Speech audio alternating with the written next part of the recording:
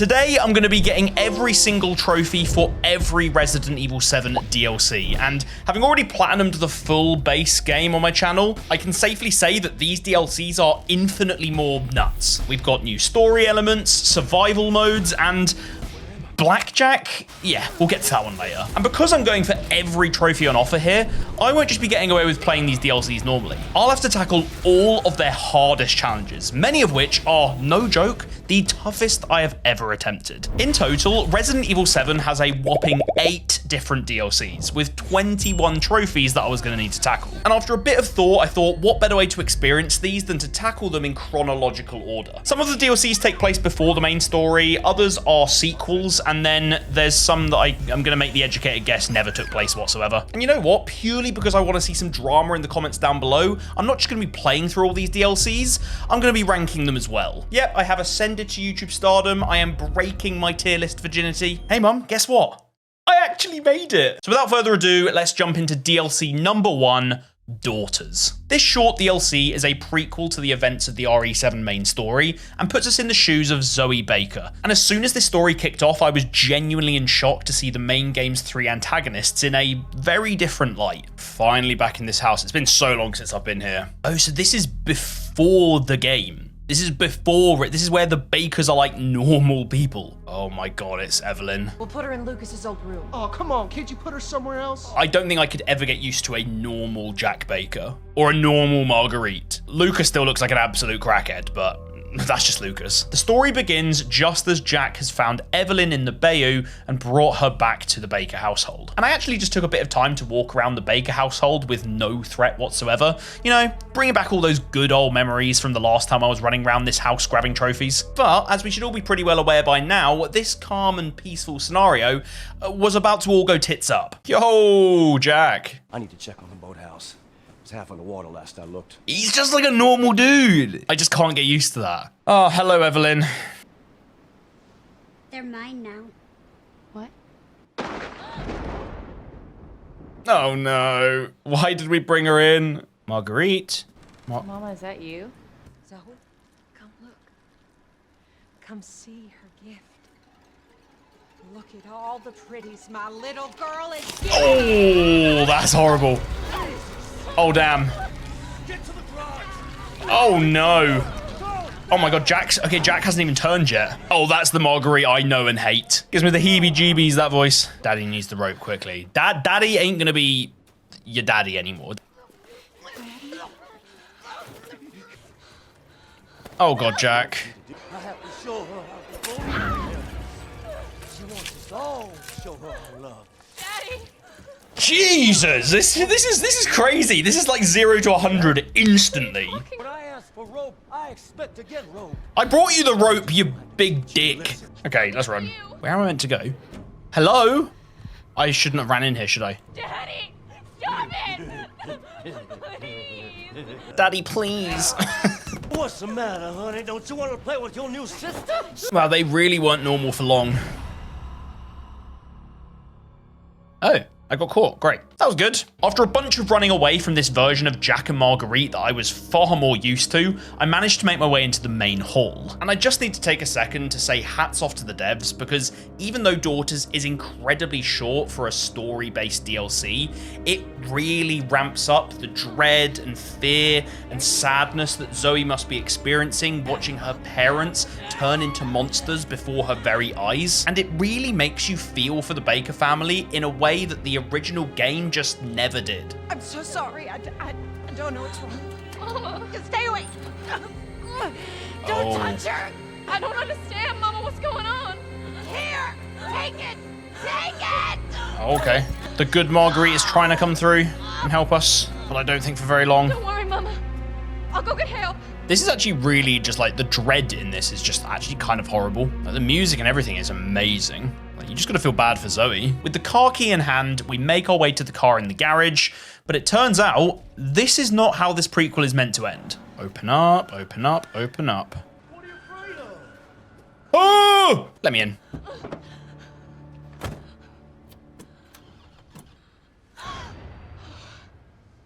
You stupid little girl. Don't you want to meet your little sister? Now you You're just being rude. She's not my sister. Not my real sister. Man, this is horrible. This is horrible. This is just one resolution, one way Zoe's struggle might have ended. You failed to lead Zoe on the true path because she got caught, whereas in the actual game, obviously, she escapes. So there's another resolution we can do, which is a different trophy, I think. We got Butterfly Effect, and that is for getting the bad ending in Daughters. It was pretty much guaranteed that I was going to get the bad ending, because I kind of suck. So with the bad ending now complete, our task to grab the other trophy in this DLC is to achieve the true ending. You know, the one where Zoe actually escapes from her parents, meaning that she can then go on to guide and meet Ethan in the main story. But getting that ending requires a few more specific steps and puzzles, so I restarted the story again and got to work on figuring it out. The only real clue I had to begin with was that on my first playthrough, I'd stumbled on a lockpick in the tunnel below the house, but I never actually found a place to use it. So on this playthrough, I went and grabbed the lockpick and found out that there was a drawer in the bathroom to unlock, which had a small component inside it. And then with a bit of help from my chat, I realized that that component could be used to access the attic in the kid's bedroom. Up in the attic, however, was another puzzle. A laptop requiring a 4-digit code to unlock. And lucky for me, having a chat full of backseat gamers, I already knew that the code for this laptop was the same as Lucas's phone code that we snuck a peek at the beginning of this playthrough. So I chucked that code in, unlocked the laptop, and it was then revealed that Jack had thrown a bunch of Lucas's stuff in a box on the veranda. And after heading to find said box, I found a very familiar item from the main story that was gonna help me escape. Ah, okay, through here. Oh, it's here. There it is. Okay. So with that dog head, we should be able to escape through the front door and get the second ending. I'm just gonna run away. Let me out of this place right now. To the caravan! So this is like the true ending now, because this is actually where Zoe ended up.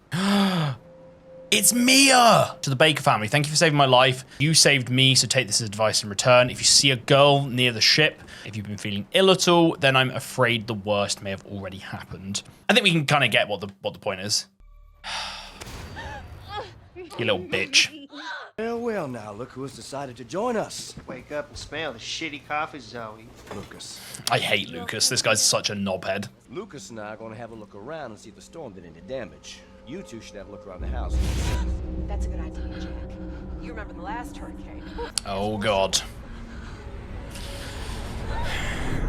Hello, sister. Hello. Now Zoe's mundane life has become a struggle for survival. She will spend her days slipping through the grasp of her now insane family, searching for the serum that Mia spoke of in her letter. Eventually, Zoe will encounter Ethan, her best hope at finding the serum, but she has a long way to go before that day, and so began the horror. And that's how the game began. Very cool. Very, very cool. One instinct, survival.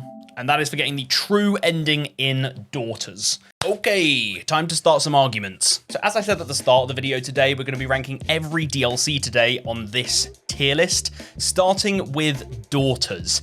Honestly, a really solid start. It gives a nice bit of backstory that leads up to the main game. And I think it's really good that we get to see the Bakers before they turned into monsters, you know, just for that small amount of time. However, without wanting to spoil what's coming up later, the gameplay in Daughters is pretty dry in comparison to the other DLCs, and it's also pretty short, and it's not that replayable outside of the two endings. So, you know what? We're going to start off by putting Daughters in B tier. A nice average way to start. So next up in our quest to beat all of the Resident Evil 7 DLCs, we are stepping into the shoes of Clancy, the cameraman from the first videotape of the main story. We saw his TV presenters get skewered, we saw him get dragged away by Jack, and we eventually saw him get blown up by a birthday cake. Yeah, dude's the most cooked character in a game I've ever seen. And for the next 3 DLCs, we get to experience everything that happened between the events that we saw in the videotapes throughout the main story, starting with Bedroom. Bedroom places Clancy as a prisoner in the master bedroom of the Baker house, with Marguerite bringing us some of her finest cooking. Hello again, Marguerite. Wow, this looks delicious. This looks delicious. She's so horrible, man. Looks Go away! Okay, escape from the room. I've got a spoon, and then I have to, I eat the food. Yum, yum. Open up. instant chunder. This DLC is basically an escape room, and not to gloat, but I'm pretty good at escape rooms. Okay. Find things we can interact with. This food's so good, I'm going back for seconds. Can I just keep eating the food? Why can I keep doing this? Maybe this is what I need to do. You'd never think that this would be the strategy. So you know what, I'm gonna try it out. Okay, that wasn't it. But after figuring out the first few steps of the puzzle, mostly just by interacting with everything possible in the room, I was then hit with the sudden realization that this escape room had a big, scary twist. Strong pull might open it. It won't budge, it may be broken. And there's another painting. Oh my god. Oh my god, please, shut up. Oh my god. Okay, I've got a minute. So I'm assuming I have to put things back. Can't I see I've been out of bed? Okay, oh shit. I broke the drawer. I can't push the drawer back in, so I'm screwed. That's so good though. So it's like an escape room, but you need to not screw the room up too much because then she knows that you've got out of bed. Oh, I get it now. I get it. That's a really cool twist. Oh, she's gonna come in and realize the drawer's been pulled out and I'm gonna die. Hello, mother. Now hold on just a minute. Oh, that drawer didn't open itself. It did. It just fell open. No. I'll be good. I'll be good.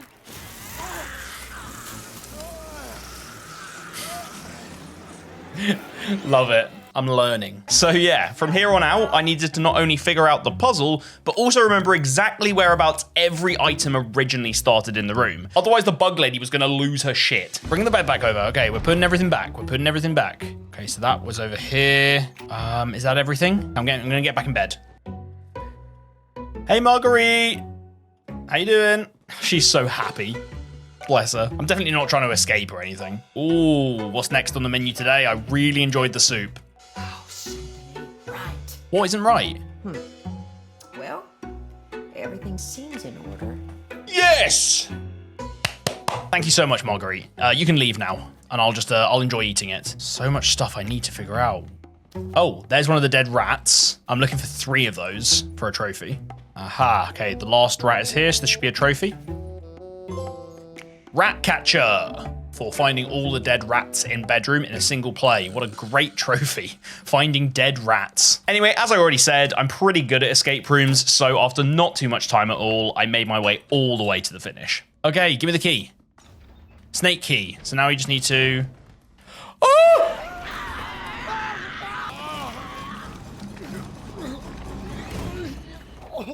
I swear to fucking God, I hate her. I was doing so well. I didn't think that would happen.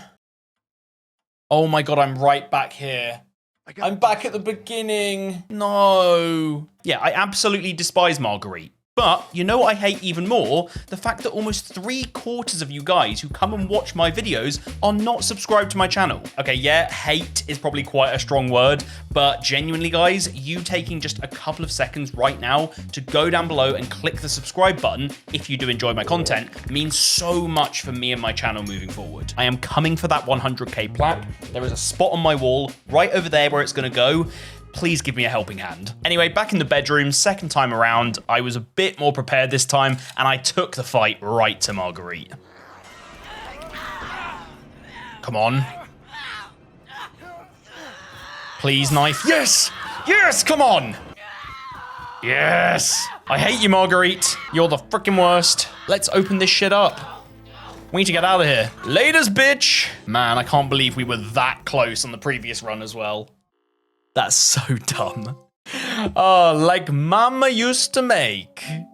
Complete bedroom. Okay, so the tier list ranking for bedroom. What are my thoughts? I really liked this DLC. I know it was pretty short, but it basically spawns a whole new subgenre of puzzle games that we've never actually played before. Like seriously, if there are any devs out there who can go away and make a full horror escape room game where there's a bad guy who comes into the room at intervals and checks if you put everything back, and if not, then you die, you can take my money right now. I'm very comfortable and happy with putting Bedroom up in A tier. I think the gameplay is so solid, and it's only held back by just being a little bit short and only having one level. Okay, next up. Nightmare. After surviving a couple of Marguerite's hearty meals, the Nightmare DLC now has Clancy needing to survive a night from hell in the basement of the Baker House. And the structure of this DLC is going to be very familiar to anyone who's played a wave-based survival game before. You've basically got to kill Molded to get points in the way of scrap, and then you use that scrap to purchase weapons, upgrades, traps, and even open new doors, with the goal of beating all 5 rounds and making it to sunrise. Yeah, you're probably already thinking of it. It is literally just a rip-off of Call of Duty Zombies, but designed purely to make you hate yourself. Survive until dawn. Collect scrap to craft weapons and ammunition. Oh, okay. Okay, I see you, I see you. I'm gonna grab myself a shotgun, a couple of first aids. I'm probably gonna need to learn very quickly what I should be going for here. It's the goddamn Molded. I haven't seen you guys in a while. Hello, pal. Long time no see. I did not miss you. Okay, we are out of the ammo on that already.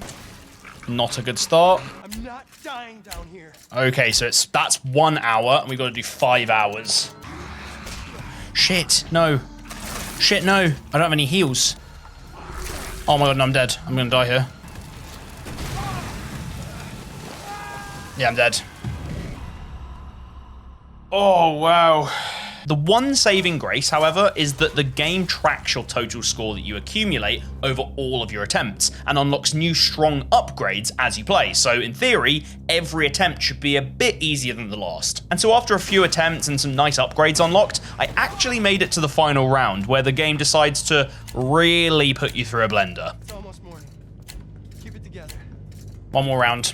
Should have brought the infinite rocket launcher in. Wouldn't that be bliss? Wait. I killed you. He's there. He's there. I need to get to the turret.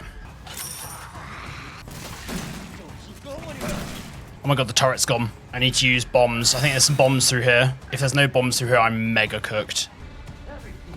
Oh my god, no. I used it on not him. He has so much health, man. Did I get him? No. It is literally like I'm tickling him. What's down here? Oh my god, there's a wire trap. This is all I've got left. I need this wire trap to get him. This is it. This is it. This has to get him. Well, now, aren't you something?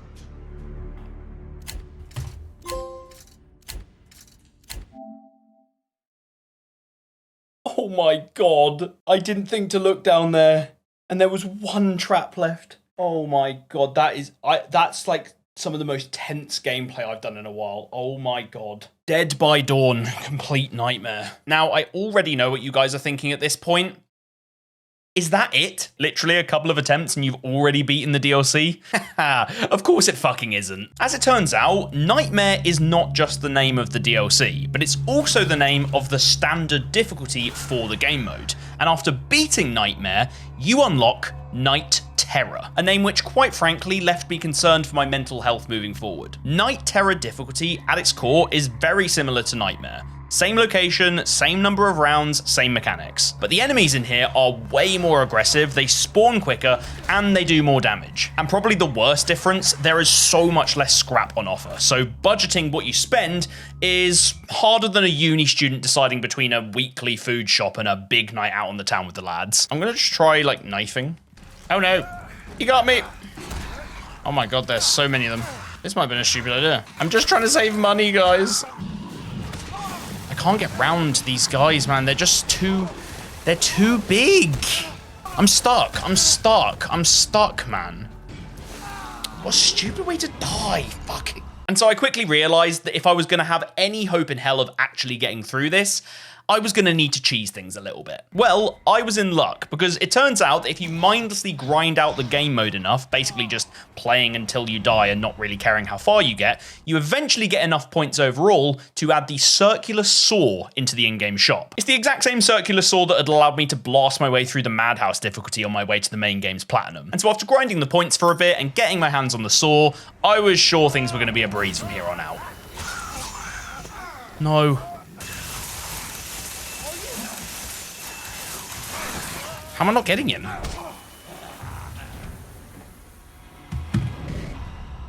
What? How was I not killing him there? Oh, shit. Okay, so on the cheese scale, having the saw was like cheddar levels. But clearly what I needed was more like stinky Stilton levels of cheese. And luckily, I had just the strategy. I'm just fully cheesing this. I do not care. I love a good bit of cheese. DaveBeatsGames. Isn't this content great, guys? This is so good. This is so exciting. I'm having so much fun. Oh my god, that's it. It's almost morning. Oh, last round. Last round. Okay, defeat Jack. Hey, still for a goddamn minute. You're part of the family now.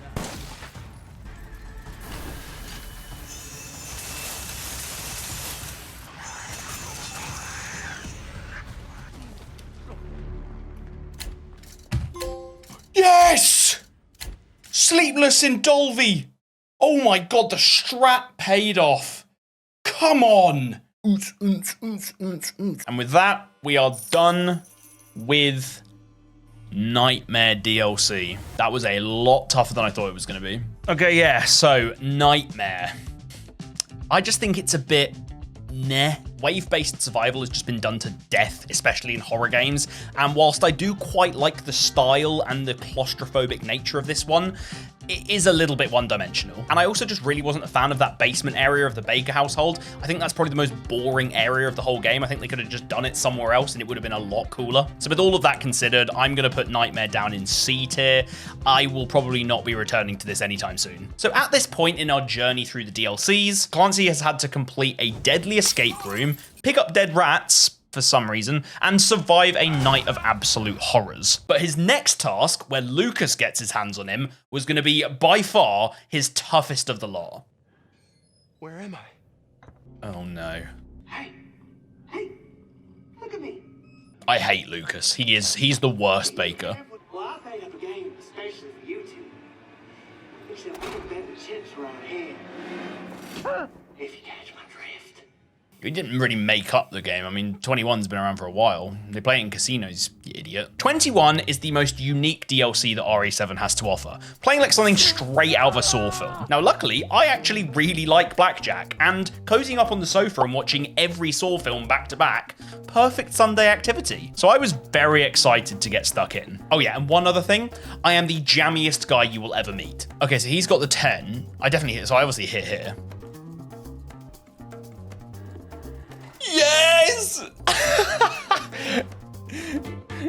Get fucked, noob. Now, hopefully most of you guys won't need this, but if you don't actually know how blackjack works, then the next 10 minutes of this video are going to make absolutely no sense. So let me quickly explain it for you. You and your opponent start off with one face down card and one face up card, totaling to a number. On each turn, you can either stay with the cards and total number that you've got in front of you, or you can draw an additional card from a deck of cards numbered 1 to 11. When both players eventually choose to stay, they both reveal their face down cards and their total score, and the winner is the player who gets nearest to, you guessed it, 21. But the fun part is that if you go over 21, you go bust and you lose. And a very key point that I quickly realized is that both you and your opponent are drawing from the same set of cards. So if he draws something, I then can't draw it. And as the game goes on, it's about working out the odds and playing your luck. Got a hit. Hit me. Yeah, eat shit.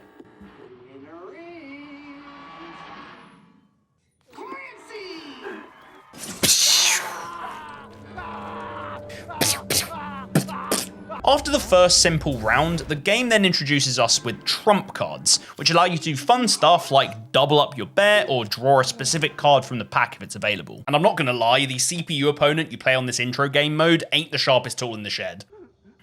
Give me another. I'm gonna stay. Okay. I'll stay. Yeah, you will, you idiot. I'll stay.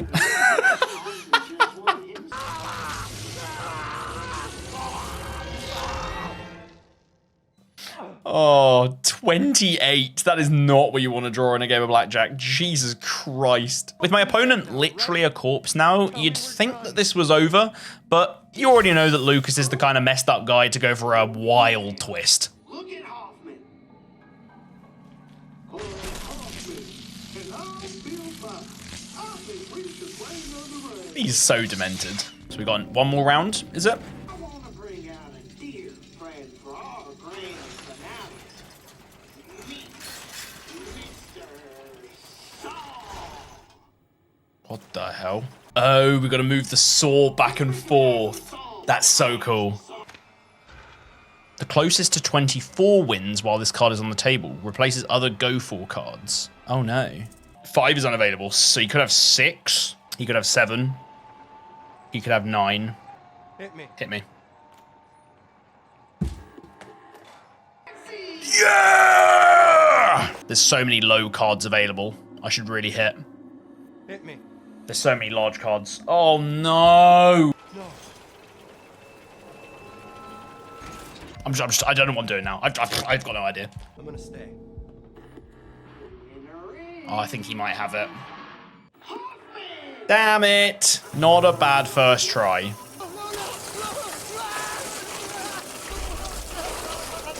Luckily, the game doesn't chuck you all the way back to the start. It's only to the start of that little round. So the second time round, I managed to get a bit more luck on my side.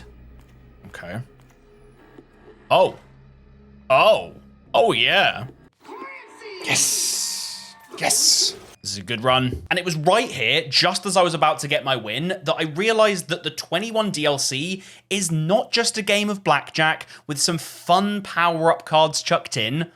It is a torture simulator, where the opponent will literally just cheat. Draw the best possible card from the deck. Both players' bets are raised by 100 while this card is on the table. Opponent cannot draw cards, even via trump card effects. This can't be happening. Well, To hell with this. idiot. You ain't fooling me, you dickhead. Idiot. You can't get through this skull. There's too much brain in here. I'm realizing now while editing this that it's probably not clear at all what just happened. So I'm going to quickly explain it to you. If you don't really care, tough, it's my video. I already had the 1 and the 2, so the lowest card he could have had hidden was a 3, meaning that by me making him draw a card, whatever it is, it makes him go bust. And yeah, I'm him. Let's go! We gonna play another game. You and me. What do you mean? What do you mean another game? I can't take this anymore. Please. Fuck. Oh, so that's when he moves into Happy Birthday. We get Eye in the Sky for completing 21. What an awesome game mode. And now we've got Survival to do next. With the intro game mode now beaten, there were still 2 more trophies I needed to get for the 21 DLC for completing the Survival and Survival Plus difficulties. Survival mode has you play 5 rounds of blackjack with a total of only 5 health to play with overall, whilst Survival Plus doubles those both to 10s. And unfortunately, unlike the intro game mode, if your health manages to fall to 0 on any round, you go all the way back to the start. But honestly, even though I said it jokingly earlier, I am pretty good at blackjack. And so on my first attempt at survival mode, I found myself in the final round. 1 finger, guys. 1 finger in a dream. Wait, no, we've got 2 fingers? I think we still got 2 fingers. Discard 1 of your trump cards at random and force your opponent to draw the highest number card from the deck. I'll take that. He can't have 4, he can't have 3, he can't have 2. He could have 1. If he has 1, he beats me. I'm going to go for it. If he has 1, I'm going to lose my mind.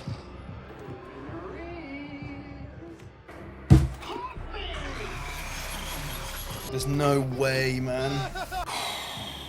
There's no way he had 1. I was guaranteeing he had 5. Oh, God. I'm going all in. Hit me. Fuck! Oh, no. I can do... Oh, my God. I can do this. Oh, my God. I can beat him. Yeah, you're not getting out of this alive. He could have 6. We've done it. We've done it. We've done it. We've fucking done it. Oh my god. The exchange to get me perfectly on the amount I needed. Card Shark. Complete survival mode in 21.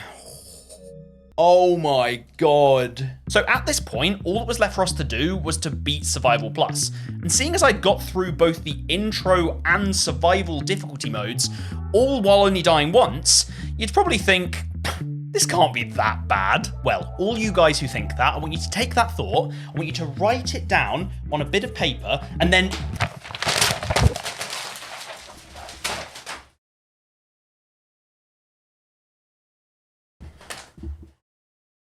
This shit sucks. You see, what I hadn't realized before starting 21 is that Survival Plus difficulty is so torturous that it's actually considered by many to be the hardest game mode of any of the Resident Evil 7 DLCs. If you ask most people, it will be between this or the game mode we'll be playing last at the end of this video. And honestly, they are both designed from the ground up to drive you clinically insane. On the surface, you'd think that doubling the number of enemies isn't too bad, especially since you get double the health as well. But it really feels like the other change that the game just kindly doesn't tell you is that there's also double the bullshit.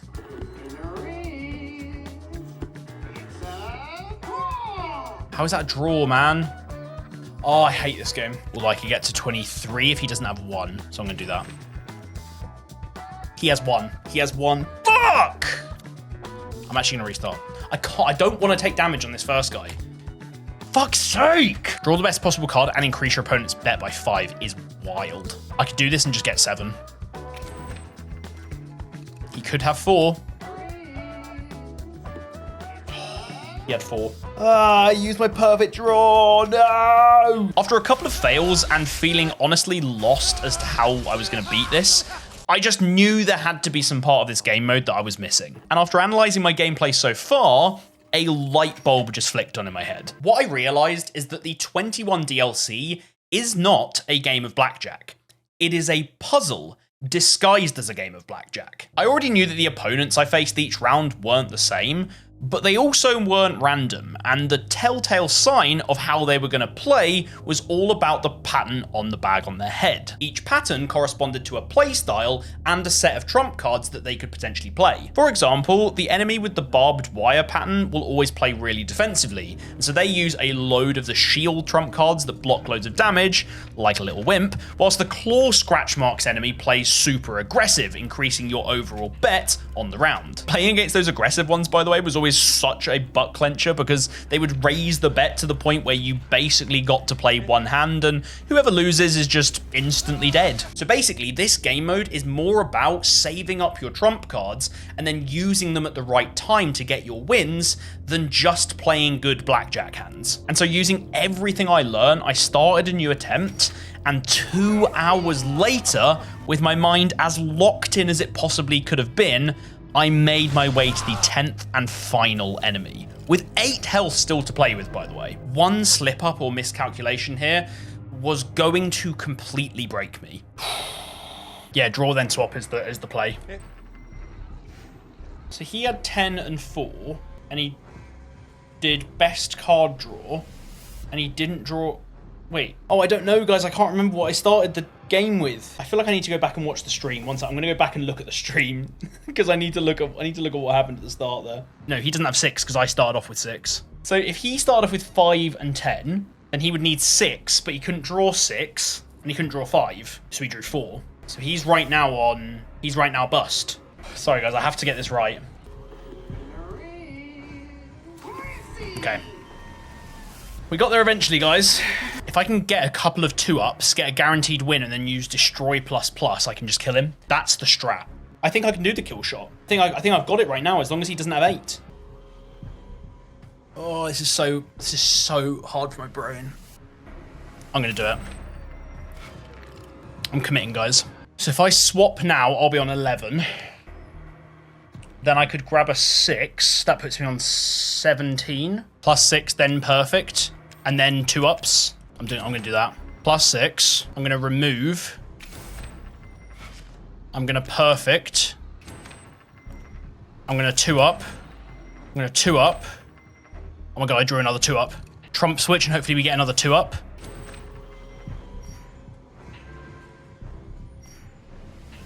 Oh my god.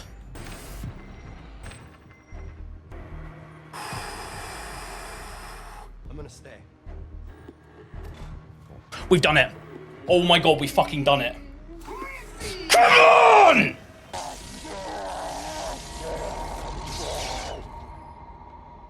Oh. Oh my god. Oh my god. Oh my god. Oh my god. Come on!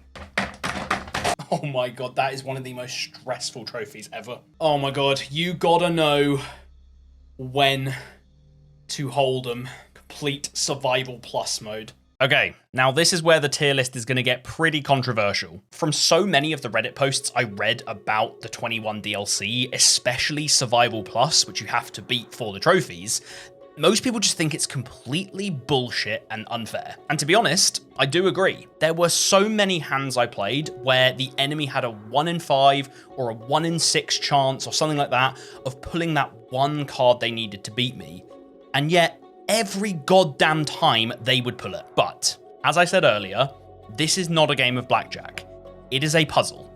And a bloody good one at that. And on top of everything else, this is the first DLC I've played that is genuinely so replayable, with all of the different enemies and the different trump cards. Like, actually, even though Survival Plus was so rough, I could see myself going back and trying to crack it again. For what this game mode's trying to do, and just how unique it is amongst all these DLCs, it is very, very deserving of going straight up in my S tier. And also, it doesn't really matter where we rank it, because we all know that poor Clancy is going to go on and get cake bombed in the future anyway. You know what, guys? I'm quite bored at this point of getting trodden on and treated like a bitch. I think it's about time we brought out the big guns. Resident Evil's Not a Hero DLC has us playing as none other than one of the series' GOATs, Chris Redfield, straight after the events of the main story. With Ethan and Mia saved and Jack and Marguerite taken out, we now get to seek revenge for our boy Clancy by going after Lucas, who's retreated to the mines. And having been stuck playing helpless victims for the past 4 DLCs, I was very excited to finally get to use some muscle. You can punch enemies when they stagger.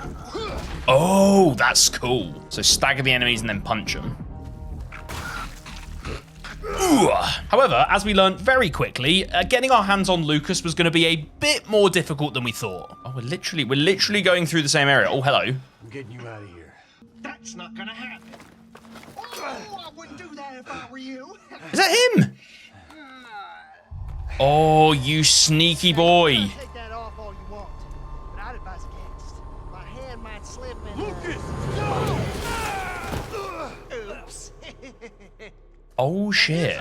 Okay, so I've got an oxygen tank I need to watch out for. I can't see anything, so I'm just going to try and get the hell out of here. You should head back and get that bomb on your arm deactivated. There's no time. I don't want to give that asshole a head start. Yeah, Chris is like, I don't need it off my arm. Let's ride. So the goal now becomes not only to chase after Lucas, but also to find a way to safely get this bomb off of our arm. The Not a Hero DLC has 2 trophies to add to my collection for completing this mini-story on both the normal and professional difficulties. And if you've watched my Resident Evil 4 video, then you already know just how thrilled I was to have to play professional difficulty again. Anyway, for this first playthrough on normal difficulty, as we get deeper into the mines, the game spiced things up by chucking some brand new enemies at us that were more intimidating than I expected. This ought to do it. There we go. Oh no. Oh my god, that is the biggest molded we've ever seen. Oh my god. That's an obese boy. Oh, he can run, he can move, he can move. He's fast for a fat fuck. Okay, there we go, I got the cell key. That's better. Now we run away. Now, having spent about 3 hours earlier chatting with Lucas while playing blackjack, I was starting to realize that he is truly the most evil of all the infected bakers. Like, yeah, Jack's really big and seemingly unkillable, and Marguerite is the spooky Spider-Woman, but they're just kind of mutated monsters at this point. But Lucas, on the other hand, is a messed up, calculated psychopath. We got you, bro. Everything's all right now. That's just what he wants you to think. I'm just the bait. and you fell for it. Not again! Oh no. No!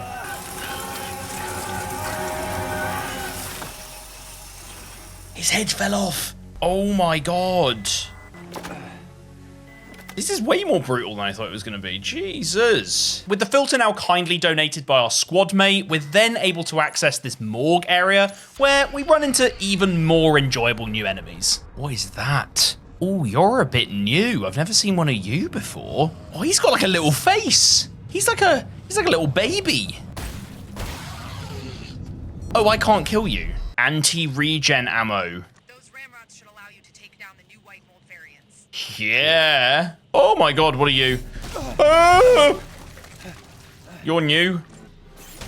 I missed with my ramrod. I'm just gonna run past these guys. Oh my god. Am I meant to be blocking here? I'm gonna use a heal. I died. Ooh, yay. We got face huggers in Resident Evil. Great. I hate these guys. Why have we got face huggers in this game? Oh my god, I can't hit them. Okay, this is where we need the ramrods. Yeah. Sit down, boy. After finally making our way through the morgue, this next section gives us a swift reminder that Lucas is a rather crafty fellow when it comes to making our lives as hard as possible. Hang on. I'm coming. Oh my god. Okay, laser maze. I feel like this guy's gonna spring to life. Boo! Wrong move, Chris, old buddy. What the? You could die now, Chris. Oh no. Oh my god. Why are you trying to save everyone, Chris? It's not worth it. Oh shit. Am I dead? Ah, so don't interact with the dead body. Okay, so it was literally a trap. Can I shoot these things? No. So here, we have a decision. Do we help him? No. We just walk past. And then, pull this, and it'll turn them all off. Oh my god, who would have guessed? Now we can save him. Not a hero. Moral of the story, don't always try and be a hero straight away. I feel like this guy's gonna get murked by something on the other side of this door. That's my prediction. Oh, fuck. You gotta be kidding me. Fuck! Fuck! Fuck! Get this thing off of me! How did I guess? With a 10-minute countdown before boom time, it's now a mad rush to find some way of getting this thing off of our wrist. Oh, great. Eat shit and die. Oh, lovely. Oh my god, he's here. Oh my god, we punch. Oh my god, that's crazy. What the hell? No, Chris Redfield's actually him. Oh god, I've been cooked. I'm getting absolutely destroyed. Okay, run up to him again, punch. And then more grenades. Punch again. This is a good run.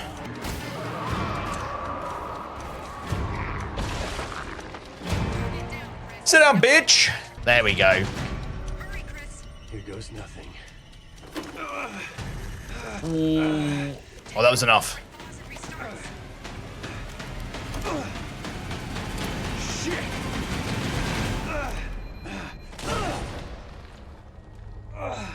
Ooh. We did it. We did it, guys. Now that we're free of Lucas's gift that he gave us earlier, we can full send on going after him again. And we eventually find ourselves in this lab, which just so happens to be where Evelyn was being experimented on before the events of the main game. And this area is like a Resident Evil nerd's wet dream. It's filled with cool story hints, stuff about the game you never knew, little Easter eggs as well dropped in there. But most importantly for us, we finally find the rat we've been looking for. Oh my god, he's here. He's here. Yeah. Yeah, you better run. Oh no! Oh, you loser. There's no way this guy's stronger than Chris Redfield, though. Sure. Yeah, sure, pal. Good attempt. Oh, shit. He's the one Baker we haven't seen transform yet. It had to happen. I feel like this is going to be crazy. This is going to go mad. Lucas. Oh, shit.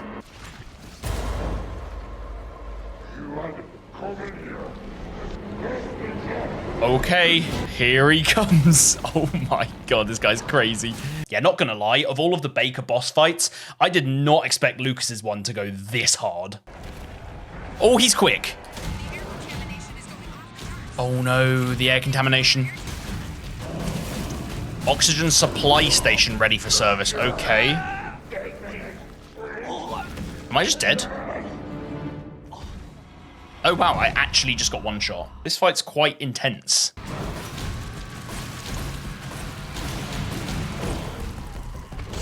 I can't move, I can't move. Oh my god, he kills you so quick. Okay, I'm gonna go and get some oxygen in a second. I don't want to trap myself in a corner here. Oh my god. You get hit twice and you're dead. You get cornered once and you're dead. Just wait until professional. I can't do it on normal. What do you mean just wait till professional? The amount of times I've forgotten that blocking is a thing is insane. Basically, stop being a fucking idiot, Dave, and maybe you'll be able to beat this guy.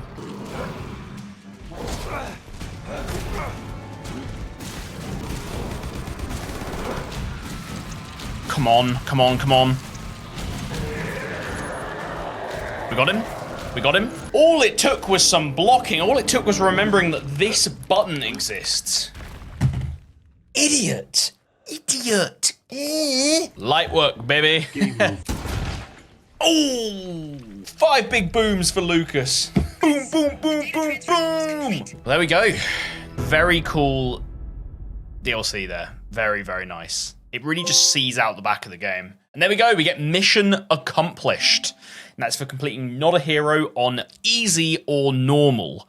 And so the next thing we have to do is beat it on professional. And yeah, professional was probably going to be rough. With normal difficulty wrapped up, you'd probably think I'd now be jumping straight into professional. Well, not just yet, because in classic Resident Evil fashion, there are actually some goodies that we can go grab that will help soften the blow a little bit. Firstly, there's an easy deflect upgrade that, unsurprisingly, makes deflecting quite a bit easier. So to unlock that, I just needed to beat the game in under an hour. So to knock this off, I jumped back in on the easy difficulty and just Usain bolted my way through the entire game. And along the way, I also made sure to find all of the hidden antique coins like the ones from the main game, which in turn unlocked the fast walk ability. Unless you're a complete idiot, you can probably guess what that one does.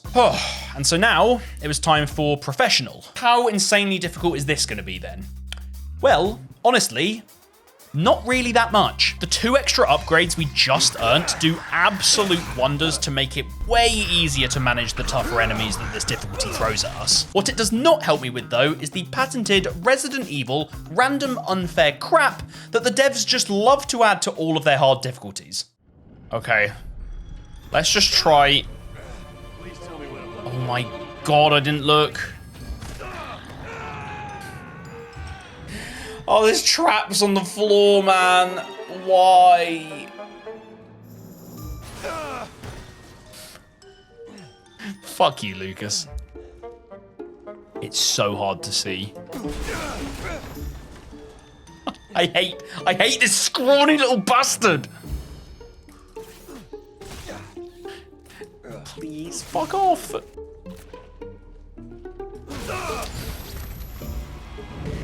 Hang on. I'm coming.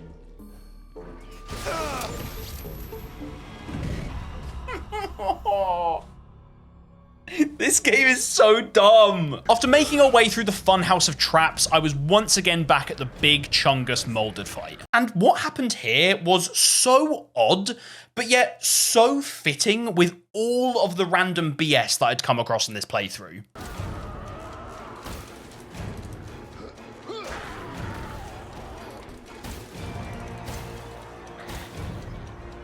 What am I stuck? I'm stuck in something. I'm glitched. I'm glitched. Oh my god, if I could get out of here. Oh, I'm just gonna try doing this. Where's he going? Oh my god, man.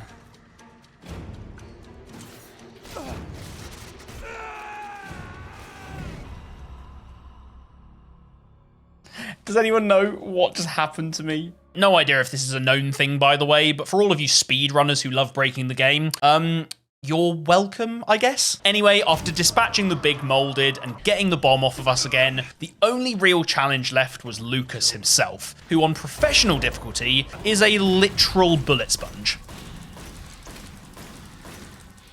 This guy has so much health. I think it's phase 2 now. We've used so much, though. Well, I have no ammo left now. Now what? Knife time? Nah, I'm good, man. I'm good, mate. I'm good, mate. Oh, my God. What did I just get? I got shotgun ammo. Come on. Come on. No. No. Oh, my God. There was so much more ammo on the floor that I didn't realize I wasted so much time. Okay, I can do it. I can do it. You're mine this time, boy.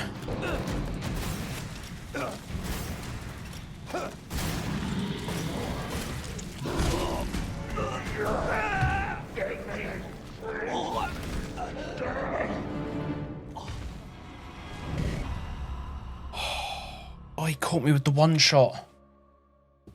Caught me with the one shot.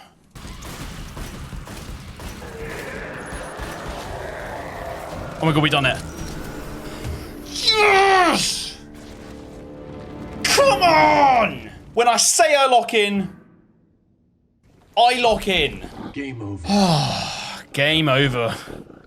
Let's go. You're the hero now. Complete not a hero on professional difficulty. Woo!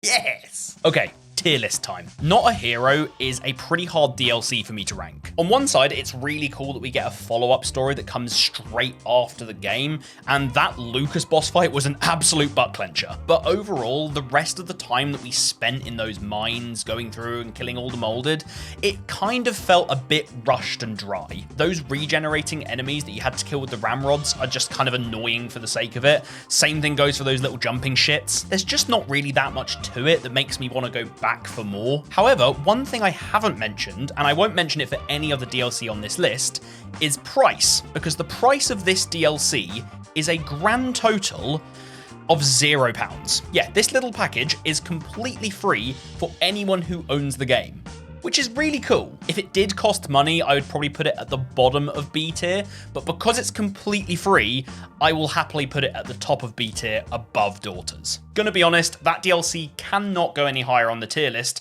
because in terms of story-based DLCs, it does not even come close to what I was about to experience next. That's what I'm talking about! That's why he's the GOAT! End of Zoe is the final part of the Resident Evil 7 story, where we play as a new member of the Baker family, Jack's brother, Joe Baker. And I know I throw this term around a lot, but this guy is him. Call in the HQ. Did you say Zoe? Sir, do you live here? What the hell's wrong with her? Sir. Oh, damn. Oh, shit. Okay, he's a big boy. And around here, family is a righteous cause. And you ain't gonna kill my family. Okay, this guy's crazy, and I'm excited to play as him. This DLC follows on from the version of the main story where Ethan chose to give Mia the cure rather than Zoe on the dock after he took Jack out for the final time. By the way, I've just got to say, if you're one of the people who chose to save Zoe on your first playthrough, go get your head checked, mate. Show your baby mama some respect. With no cure, Zoe was left to slowly be taken over by mold, and it's now Joe's job to make his way through the Bayou in search of more of the cure to save her. Similar to Not a Hero, I was going to have to complete this DLC on both a normal and an unlockable harder difficulty for 2 trophies, so I obviously began with the normal one. And as we took control of Joe for the first time, it was quickly obvious that this was going to be a very different DLC. Let's have a little look at the old box. Bare fists. So that's my weapons. That's the only weapon I can use. Very cool. Land punches in this order to get a combo. Oh, Queensbury rules. Perform a 4-hit combo with your bare fists. So I knew that that was an achievement, or a trophy. Didn't realize I'd just be able to get it on a target dummy. I thought I'd have to like do it on an actual enemy and it would be difficult. I'll take it. I'll take it. Okay, let's try this out. Ooh. Ooh. This guy makes Chris Redfield look like a pussy, I'm not gonna lie. After finding some of the cure and giving it to Zoe, it turns out that it's nowhere near enough, and so we're gonna have to go and search further for more. But that was not gonna be so easy.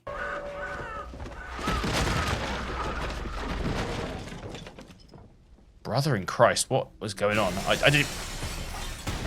Oh my God! That's new. That's very new. Ruh-roh, Raggy. It's roast Raggy. Oh my God, that is epic. It's the freaking Cthulhu. Big Swamp Man, as he will for now be known, was going to be a key part of the story, including multiple encounters with him, the first of which was far sooner than I expected. Order as follows: effective immediately, transfer the whole anti-infective synthesizing station over to the paddle boat. Okay, so the chase continues. You best stay back now. Okay, it's me versus this guy. It's me versus Cthulhu. Am I meant to beat this guy? Oh, the 1-2. Oh yeah, get out of here. Yeah. What do you want, boy? With Big Swamp Man off of our back for now, I began to stumble deeper and deeper into the swamp. But it turns out that big swamp men and powerful molded were actually going to be the least of my problems.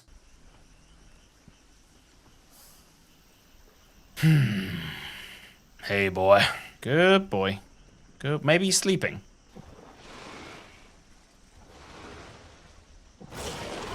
He's not sleeping! He's alive. He's awake. He's awake. He's awake.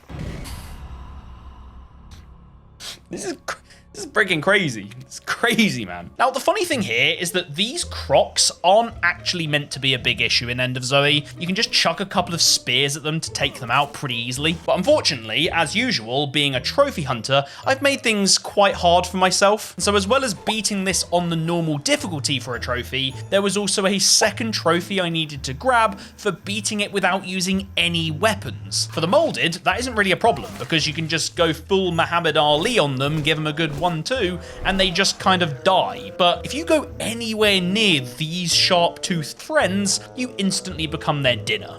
Okay, juke the gator. Okay, you aggro them, go back to land, they despawn. Okay, yeah, I'm doing it. I'm doing it. Okay, so we do that. And he's gone. We love it. We love it, guys. We love it. No! Fuck's sake! Oh, there's one there.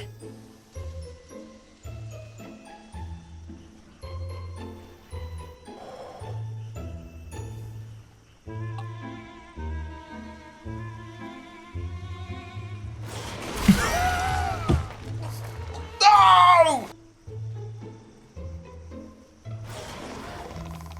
This game's so dumb.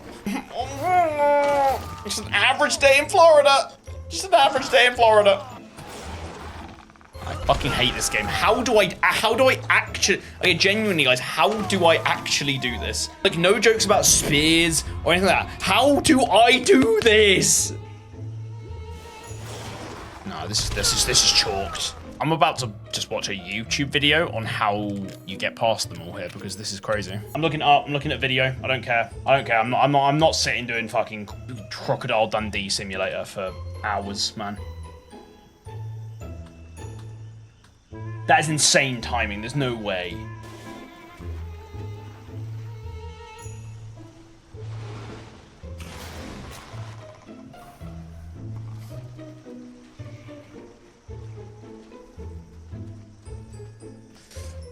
Woo!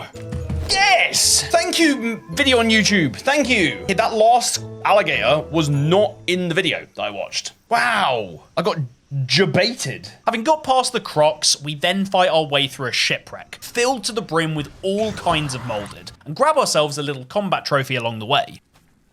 Stealth kill. There we go, swamp warfare. I thought he was gonna see me there. Stealth kill 5 enemies in End of Zoe. And soon after, we finally find a machine that can make more of the cure that we need. What? Oh, come on. Oh, hell no! God dang it! Dadgummit! Oh, This is it. there we go. There's our cure. Oh, no. Okay. Oh, my God. This is the actual fight. Me versus Swamp Man. Oh, shit. There we go. There we go. There's no way.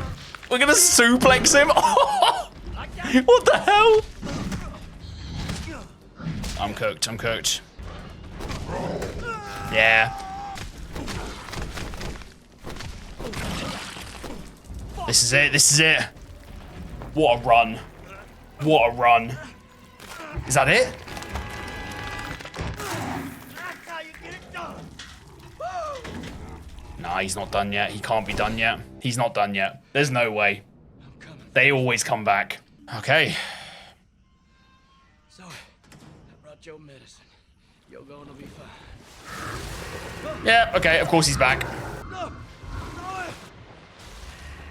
Who would have guessed? Who would have guessed? I wonder who regenerates a lot and we seem to keep fighting in this game.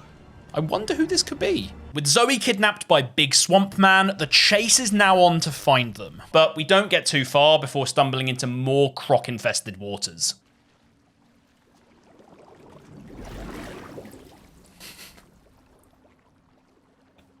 That's so good. That's so good.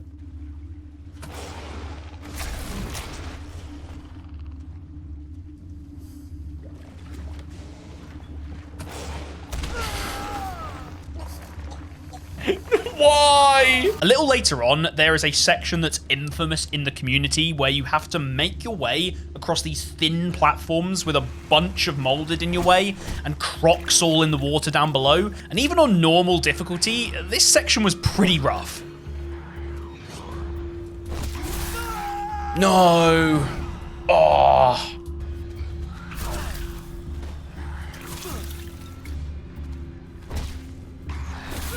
No! There's another one that spawns! What? I won't dwell much on it now, but that section on the harder difficulty later on was gonna be an absolute cheek clapper. You guys are in for a fun time. For now, though, we make our way to a church where we find Zoe's been taken, and it's also time for a big reveal. Oh my god, she's here. It's a goddamn sacrilege. Oh yeah, it's my boy again. Welcome back, Swamp Man. Jack? What the fuck? Of course it's Jack Baker. Of course! How could I have guessed? I mean, it just had to be Jack Baker, didn't it? Like, it wasn't just gonna be generic Cthulhu Swamp Man. With it now revealed that our enemy all along has actually been Joe's brother, Big Boy Jack, all that remains for us to do is to make our way back to the Baker house and finish him off once and for all. And this entire finale is absolute cinema. What the hell is this? One of their fancy toys? Oh, fuck yeah. Ready for use. Oh, this is gonna be fun. Oh, yes. Oh, now you're fucked. One punch you. Yeah, come on then. No match for me, boys. Back to the main house. Back to where it all began. Zoe! Zoe, wake up! Wake up! Hello, Jackie boy. I like how he just appeared like, hello. That's good. We can actually dodge when he does that big slam. Yes. Sit down, boy. How are you not dead? Oh, what are we doing? No, buddy. Come on. Oh my god, did we do it? I locked the fuck in there. I locked so in.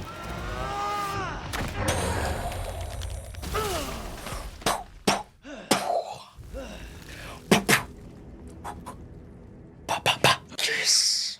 Come on. Come on. Oh yeah, Zoe. Sorry, I completely forgot that's why we were here. Wake up, Zoe! Joe, what happened? Are you okay? I'm fine, don't you worry about me. It's all over now. Oh. Go! Don't move! Get your hands up! Get down! All right. Hey, it's my boy Chris again. Zoe Baker. Who the hell's asking? Chris Redfield. Been looking all over for you. You've not been doing a very good job, Chris. Someone wants to speak to you. Zoe, are you there? It's you. Ethan! I don't believe it. You actually made it. Wait, is that Ethan? You didn't That is forget Ethan. about me. Yes, okay, it is. What a great DLC. What a great DLC that was. That was very good. Very, very impressed with that. And so with that, that's the true final ending of Resident Evil 7, pretty much. That's so good. I love that. So we've got lots of weapons we can use now. And we get ourselves Promise Kept for completing End of Zoe on easy or normal. And we also get the only guns you need for completing End of Zoe on normal or Joe Must Die using no weapons. Having beaten the first playthrough of End of Zoe, I not only unlocked the harder difficulty, but it also unlocked these speedrun challenges for different sections of the game. And so I jumped back in and completed the first one for a quick trophy. Okay, I need to get through this. Okay, so it's literally just like a speedrun. Fastest man in the swamp. That's for completing an extreme challenge in End of Zoe. And after doing that, we just leave. Okay, that was really easy. Wow. Okay, now time for the fun part. Joe Must Die. Probably the most accurately named DLC I've ever played. Joe Must Die is yet another typical Resident Evil hard mode. Stronger enemies, check. More environmental crap to avoid, like tripwire bombs, check. But with the nature of this DLC being purely focused around melee combat, this was so much worse than I expected. Oh wow, I actually died to that guy. So there's an enemy out here.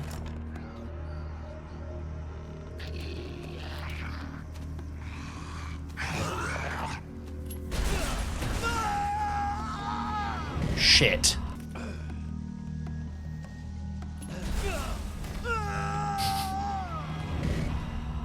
Oh, what a fun game. I'd probably say the biggest jumps in difficulty have got to be the Jack encounters. Like, the dude just takes so many goddamn punches to take down, whilst he only needs to land a couple of hits on you to send you to that retry screen. Oh, for God's sake, man. This is just, oh, this is ridiculous. Yeah, got stun locked. Like, run past, oh. No, oh, he's too fat. Or I'm too fat, or we're both just a bit overweight. Oh, this is insane. This isn't even like insane. This is just dumb. He's got to be almost done. No, man. What the fuck is this game? What is this? At this point in my play session, it was quite clear I was starting to flag. I was making more and more errors in this fight that I previously just wouldn't have, and it was making it kind of impossible to beat him. I knew at this point that the best thing I could do was take a break and sort my head out, and luckily, I knew just the person to sub in for some good entertainment. So we get Helen, see if she can do it. I think there's a 0.0001% chance that she manages to do it. So what, you can have 2 goes. I'm just laughing already. Are you gonna have a go? Yeah, should I have a go? I've never played this game. Hello, everyone. This is DaveBeatsGames now. This here is my fiance, Helena. Everyone say hello to Hells, and please promise you'll be kind, or else it'll be me who gets the grief. Now, I will let you know that Hells does actually play games. She is a daily PC gamer, but she's never played a Resident Evil game before. So putting her in a hard boss fight on the hardest difficulty of one of the hardest DLCs in a pretty hard game, well, it went about as well as you'd expect. I've never played a Resident Evil game ever. If you want to block, you hold L1. Yeah. So that it won't completely get rid of damage. Oh. Okay, we've used our heal. So R1 is heal. I thought that was punch. Oh god, okay. Okay. Am I stuck on something? Okay. Okay. Okay. Right. We'll try that one again. Let's try again. Round 2. Okay, I'm a bit scared. Was I meant to run there? Yeah, so if you don't run, the trap Oh, you die straight away? Yeah. I don't understand. You need to land 30. 30? You've done 1. Okay, Yeah. this will be my last go, and then you can have Dave back. Run, make distance first. Okay. Hold back and press circle. Yeah. There you go. That's She's quite learning. That's quite a cool mechanic. That's a very important Yeah, I really like that mechanic. Oh, no, I'm sorry. I'm sorry. It's the best attempt so far. Maybe if I just keep running back and forth. So you need to use that timing. No, I was trying to run past him. Okay. Give up. That was hard. That's very hard. Round of applause. That was Hell's Beats Games, or Hell's Doesn't Beat Games, I think it should be called. So. Hell's Tries Games. Yeah, Hell's Tries Games. There you go. Refreshed after my short break and having built up my ego after watching a less capable gamer.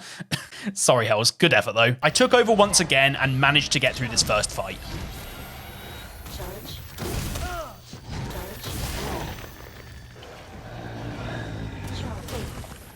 You ain't gonna bother us no more.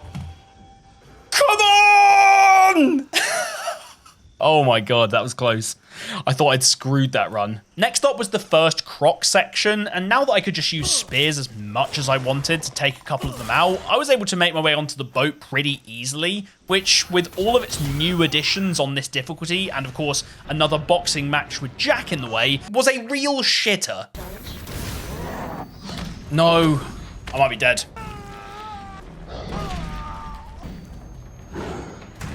Yeah. Wow, that is insane. No. No! I'm dead. I'm dead. Fuck. I think I'm dead. Yeah, I'm dead. Oh, how am I getting grabbed by that? I'm just not focused. Oh, why am I turning my back? What am I doing? What am I doing? Fuck! Oh, why am I doing that? I'm just fucking making stupid mistakes. I'm just making stupid mistakes. No, I'm dead. I'm dead. I'm dead because I spent time getting my fucking shotgun out. I'm choking on the easiest fucking bits of the fight as well. The bits that take the skill, I'm not failing. I'm fine on them. Yeah, things are not going well at this point. Screw it. Tag in the rookie. I think Dave needs a 2-minute break. Hello, everyone. Let's try again. Right, what am I doing? Let's eat a grub. Grub, grub, grub. Okay, that's good. That was a good hit. I don't know why you're blocking, mate. I've hit you already. I'm stuck in the corner. Move! I'm sorry. Please, just die. Just die. No, I'm dead, aren't I? Oh, no, I am dead. I thought I was getting back up there. I think I did all right there, though. I don't think that was too bad. I shouldn't have used my heal at the start. No. No, I'm dead. Oh! Oh, okay, I missed him. Okay, that's good. Okay, that's what we want. Okay, no, okay. I thought I'd got it there. Okay, flail. Yeah, okay, good. So I just need your space there. Oh, no, okay. I think it's Dave's turn to come back now. So, are you raring to go now? Yeah, you're ready. Okay, Dave is ready. Okay, seriously, no jokes this time. Massive shout out to Hells for giving it her best shot. She genuinely did a really good job for a first timer. Hey, if you want to see us do the Resident Evil 5 Platinum in co-op together, then please do subscribe and let me know in the comments down below. It might ruin our relationship and end our engagement, but it would be guaranteed top tier content. Anyway, I then took control again and locked in to try and get this fight done with. Oh, that's so good that he misses that one. Okay, he didn't get the big grab, that's the main thing.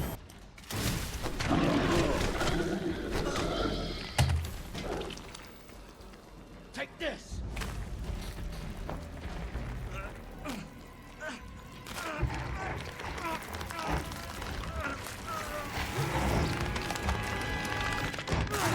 That's how you get it done. Woo!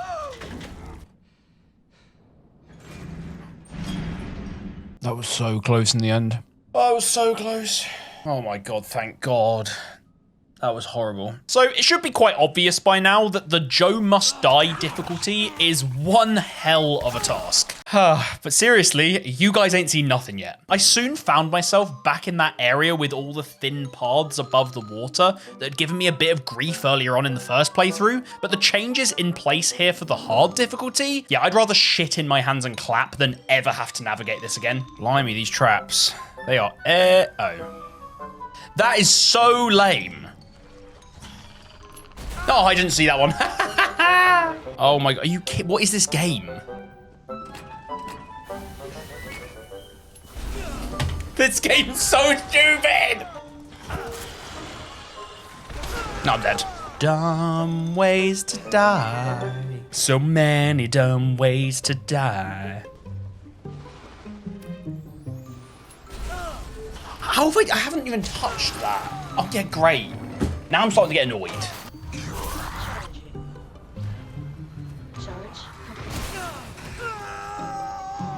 I thought that thing died in way less hits than it just took me. That was actually insane. Okay, so it looks like I have to blow this up. Then I need to drop down. No. Oh my god, I forgot the fucking croc was there. There's a fatty. I need to use bombs.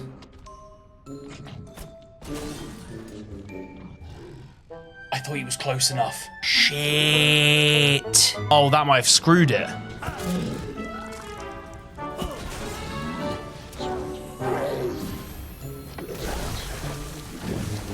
I'm dead. That's so dumb, man. I literally had the strat on lock and I fucked it. Okay, so I'm gonna make him walk. I'm gonna chuck at that to blow it up. I'm gonna get him near this one, chuck it at that, and then he should be almost dead.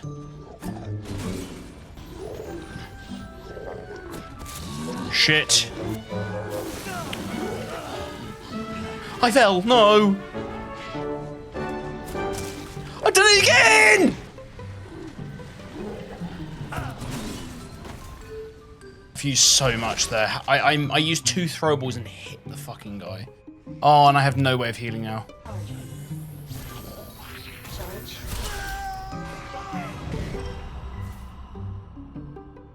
I'm glad I saved because I've got it locked in, but that's just so dumb how I hit the fucking leg of that guy.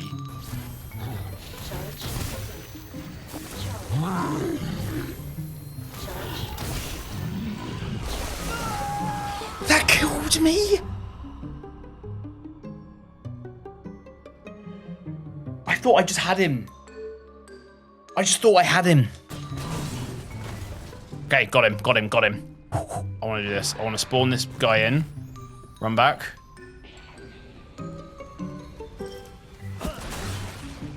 There we go. Oh my god, I've done it. Oh my god, W's! Get the W's in chat, guys. I'm just gonna save. Oh my god. Okay. So finally, having made our way through this godforsaken difficulty, and now armed with an even stronger gauntlet, it was time for one final fight with Jack in the Baker house, and I was determined to lock in and put this one to bed as quick as possible.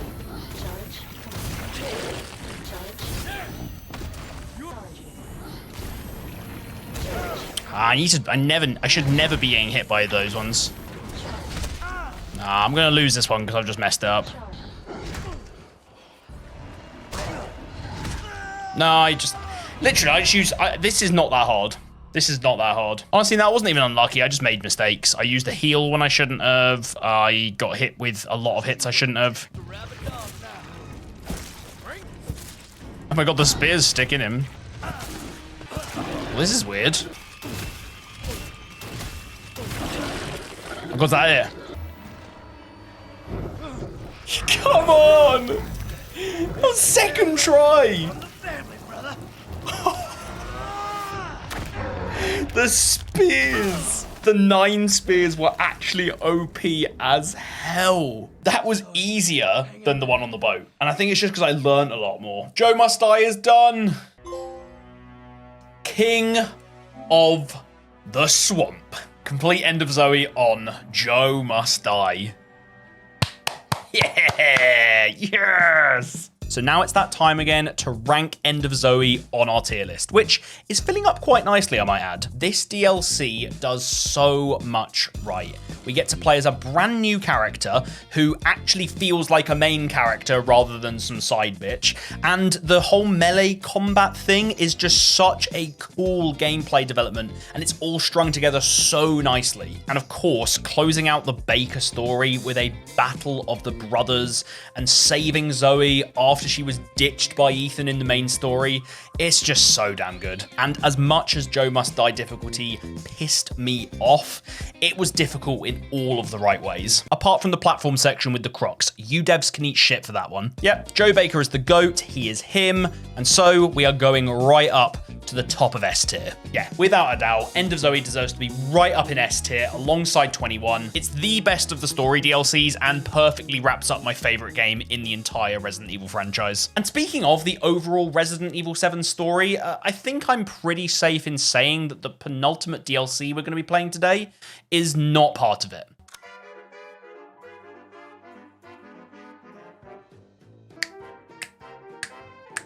Yeah, definitely not. This right here is Jack's 55th birthday, and it is by far the weirdest DLC of the lot. The way this minigame works is you select a level and get presented with an initial countdown timer and a very hungry Jack Baker ready to celebrate his birthday. The goal then is to run around collecting food, which you bring back to Jack to feed him up, with each bit you feed him filling up a progress bar. The level ends when you fill this bar up, and you get a rank based on the overall time left on the clock. And it's this rank that's the important part here, because I'd need to get an S rank on every level for the main trophy of the DLC. So the question now is, how do you beat the level faster? Well, there's a couple of things you need to know. Firstly, certain simple ingredients can be combined to make food items that fill the progress bar way more than the individual bits would. And on top of that, every enemy you take out builds up a stacking extra timer that ticks away while the main clock freezes. And if this is all starting to sound very familiar to you, well, I don't blame you, because this DLC is pretty much the Cartoon Network version of Resident Evil Village Mercenaries mode. And if you've watched my experience trying to get the trophies for that game,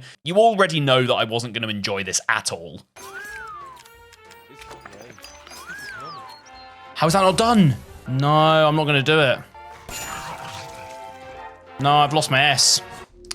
Okay, that was kind of dumb. The real annoyance of this game mode is that it's not even that difficult. It just requires a ton of time and effort to learn the maps and the location of the best food items, and then you've just got a load of boring inventory management on top. And just like Mercenaries mode, all it takes is for you to make one mistake or not kill one enemy in time, and you may as well just give up on the idea of ever getting an S rank.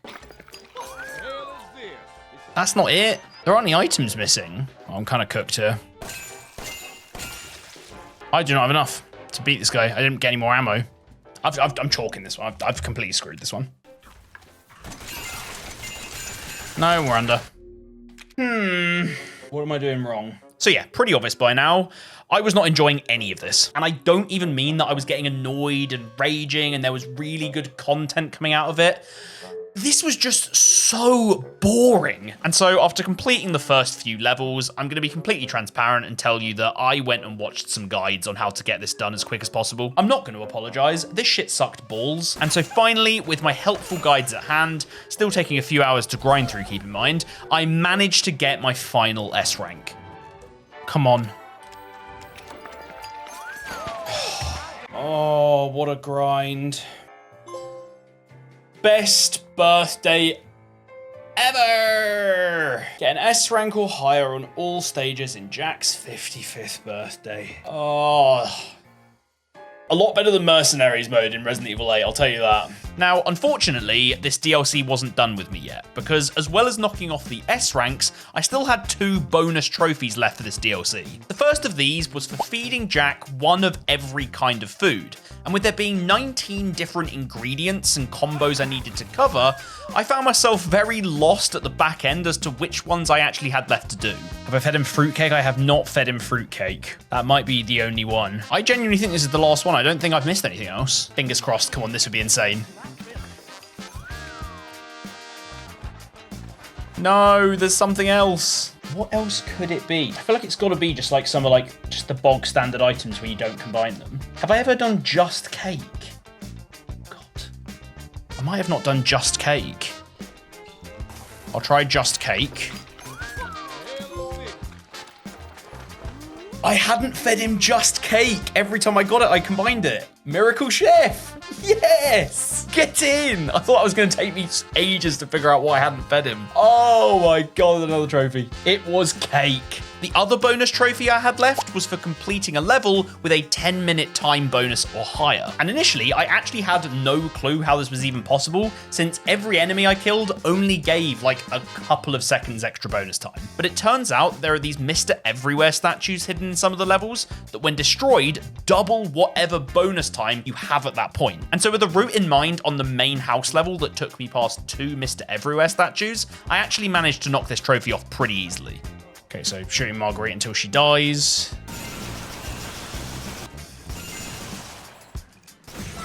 Massive.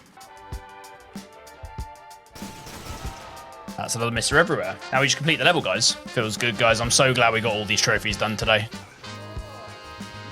Guys, I need focus.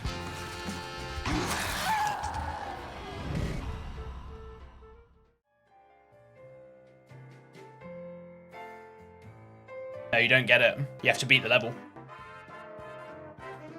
I don't know why I didn't kill that enemy on the right. Okay, guys. No, I'm going to call it there. I'm going to do that off stream. Okay, last couple of things. Come on, Jack. There we go.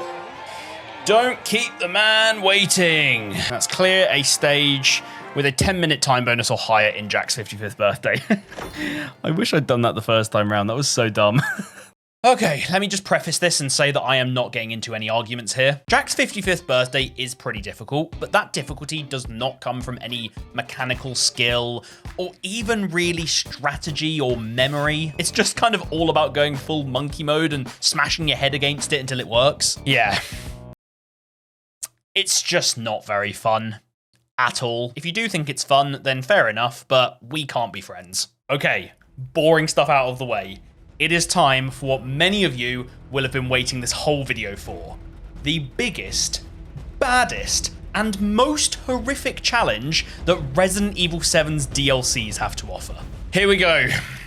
Ethan must die. Resident Evil 7's final DLC tasks us with fighting our way along a pretty linear path through the Baker house to retrieve a key for the greenhouse, where we need to then beat Marguerite, all with no checkpoints. And then, well, that's kind of it.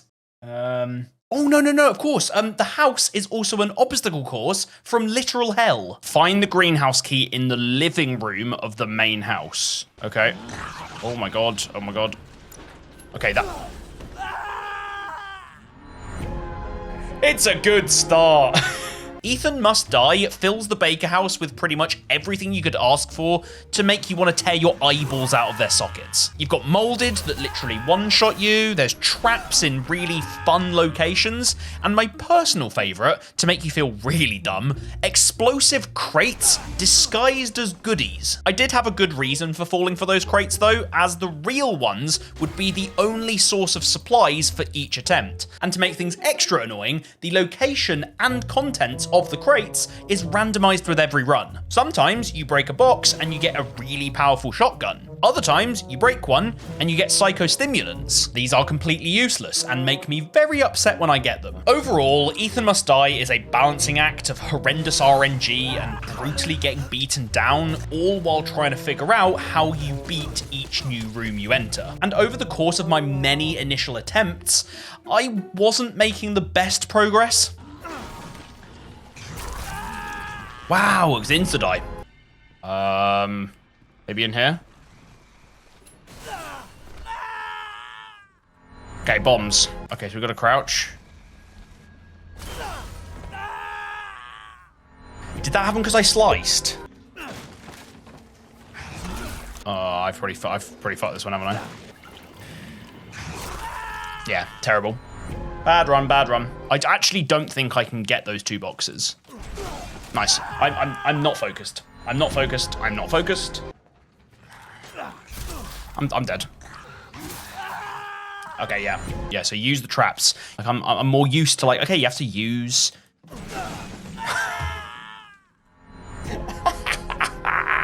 Now, genuinely, my biggest lifeline in this game mode to keep me from going literally insane was, in fact, you guys, my amazingly supportive stream chat, who, as expected, were a never-ending font of geeky Resident Evil knowledge to help me out. So I'm going up the stairs. I'm going in here and I'm blocking. If I block, will I not die to the trap? No? You'll be fine? Okay, Fear, I'm going to trust you. I'm going to trust you.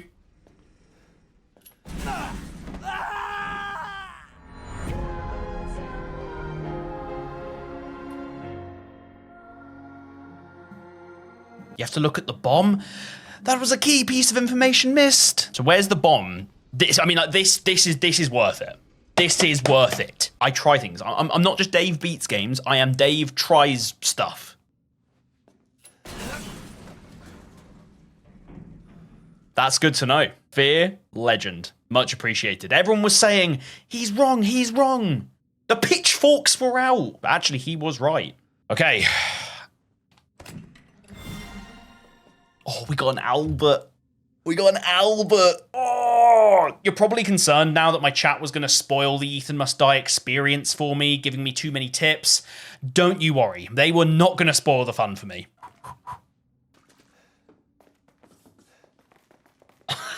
Like creeping around every corner. So this is going to lead us all the way up to the bedroom.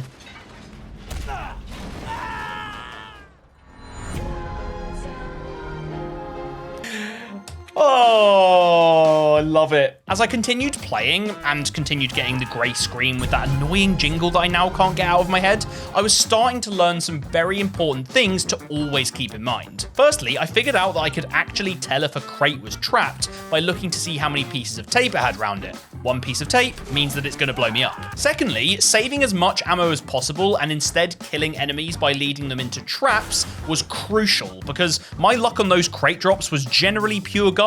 And last but not least, any new room I entered, even those that seemed impossible to survive, were actually just a puzzle waiting to be solved. There's a trap there. There's a singular tape. They all look like singular tape. If I walk on this trap and then fall, do I run over this trap and then fall down? And then maybe they'll all blow up?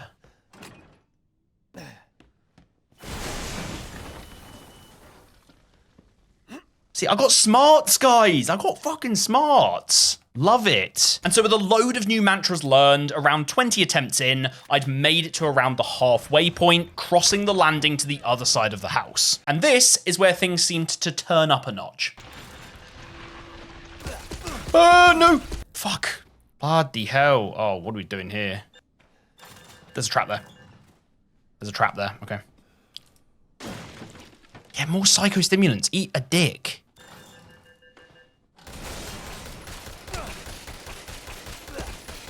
Can I knife the gun? Okay, so do I just need to get out of the room now, I think?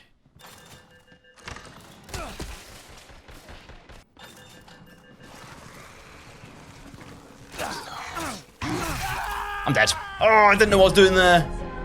Ah!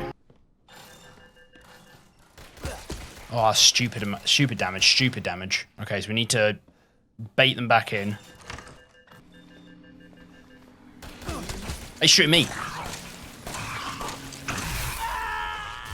Why did I run that way? I should have ran across. I should have ran across the room. Why didn't I go to the balcony? I thought for some reason no, I was just so dumb.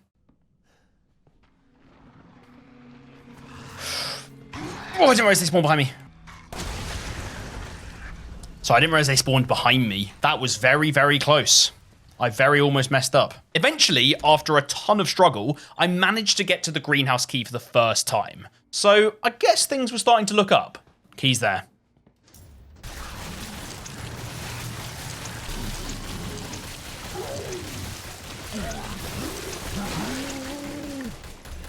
Oh my god, if I died there. Oh my god, if I died there. Oh my god, that would have been the worst thing ever. I'd have lost my mind. That would have been the first time this stream I actually lost my mind.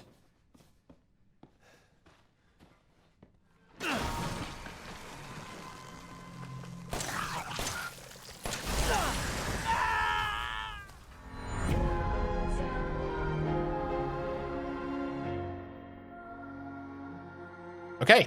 Anyway, after making it back to the key again, and this time surviving a trip back to the main hall and a run past the caravan, I made it to my first attempt at the Marguerite fight. And whilst it was my first time getting here on Ethan Must Die, I had fully lucked out on this run, obtaining both of the strongest pistols in the game, as well as the grenade launcher. Like, I was packing some serious heat. Seriously, guys, that kind of box luck was not going to come around very often, and so I knew that this was it. I had to seize the moment and put this to bed right here, right now. Oh my gosh, she's next to me. I'm screwed. Settle down. Settle down. Where is she? I missed a shot. I ran out of everything.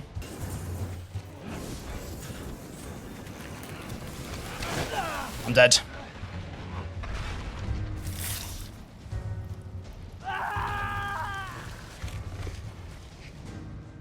Just a couple of mistakes in the lead up to that last bit. I know I had good guns, but I missed a magnum shot, which probably cost me.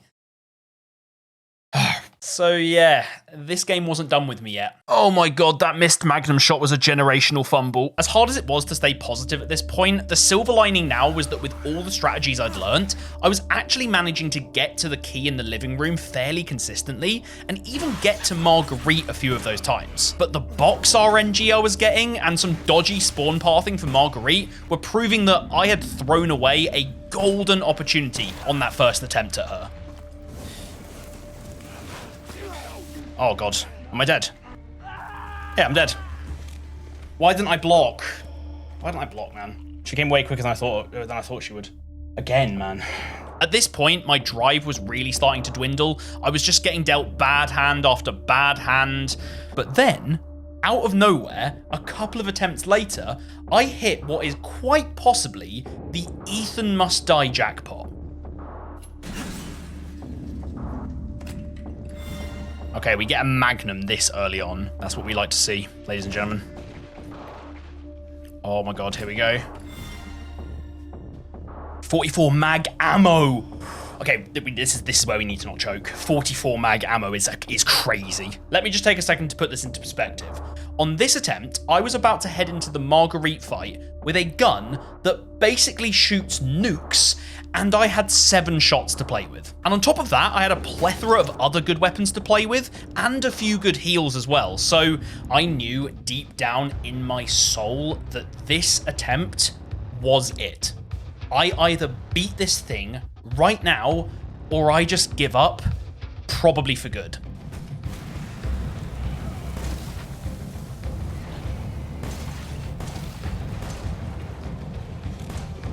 I've got to move around. I've got no ammo. What do I do here? I've got no ammo. I need to lead her into the turret and just survive.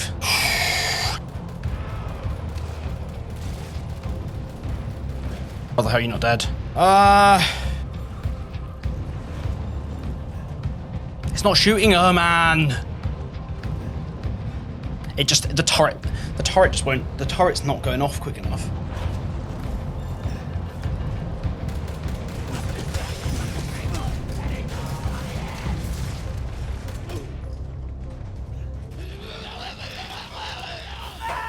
No!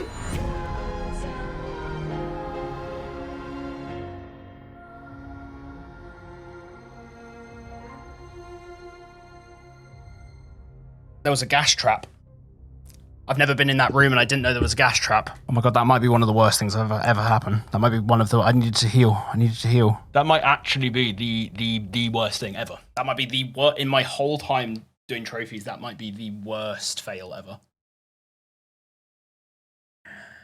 Okay, so you might not realize what just happened there, but that animation right there where she's on her knees wriggling about, yeah, that's her death animation. Like, I literally killed her and finally beat Ethan Must Die, but then I also walked onto a hidden gas trap on the floor and I died, and it meant that it didn't count. Ugh.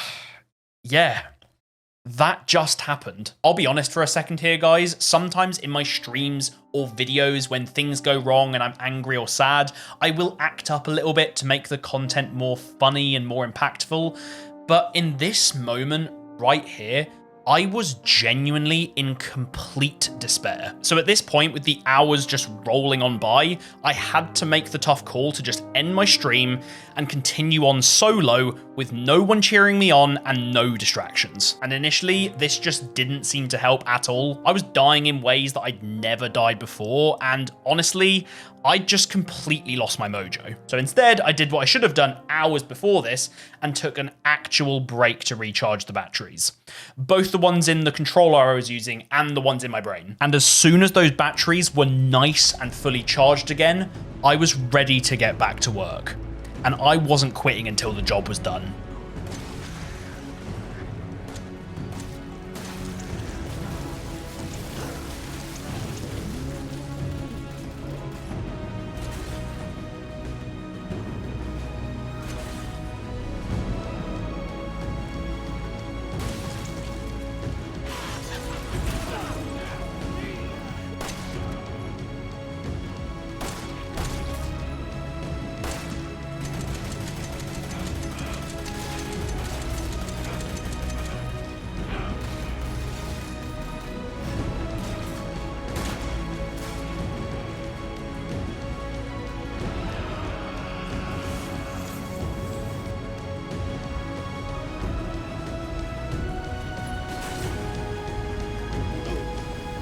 Oh my god.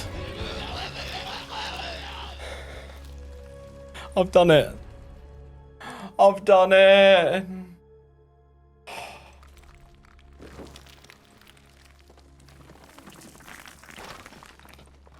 Oh my god. That took me 7 to 8 hours. Ethan never dies. Complete Ethan must die. Total trophy progress 100%. Oh my god, I was running solo on ammo and then I just found some SMG ammo and I had to do inventory management simulator to get it correct. And then she hit me once, but it didn't kill me. And then I had to use all the bombs around the map. We did that with basically no special weapons as well, which is kind of crazy. We just had to use the environment completely. With so many other of these platinums, I know that this isn't a platinum, but it basically is because it's completing all the DLCs. I would jump up and down and scream, but I am just so relieved. And I'm so proud of myself for getting that done because that was so rough. Let's fucking go. Ethan survived. We made it. Ethan must die. This DLC is mental. It's unfair, it's unrelenting, and it's honestly psychotic. But having now spent all of those grueling hours beating this thing, I know that there is only one place this can go. The truth about Ethan Must Die is that just like 21, it is a big, messed up puzzle with a satisfying solution. But whilst the solution to 21 is more defined and binary and mathematical, the solutions for Ethan Must Die are fluid and dumb. There is nothing more rewarding than taking a room that you are struggling with on attempt number 5 and just making it your bitch on attempt number 25 using some strategy that you cooked up yourself. And whilst the RNG of the crate drops is pretty annoying, that's your replayability right there. Every time you play, you're gonna have to face challenges differently. All in all, I know that this DLC is not for everyone. In fact, I actually think it's probably not for most people, but I will tell you this. If you are someone who is ready to take on the challenge of Ethan Must Die, there is not a more rewarding experience, quite possibly in the entire Resident Evil franchise. And that right there is a cracking tier list.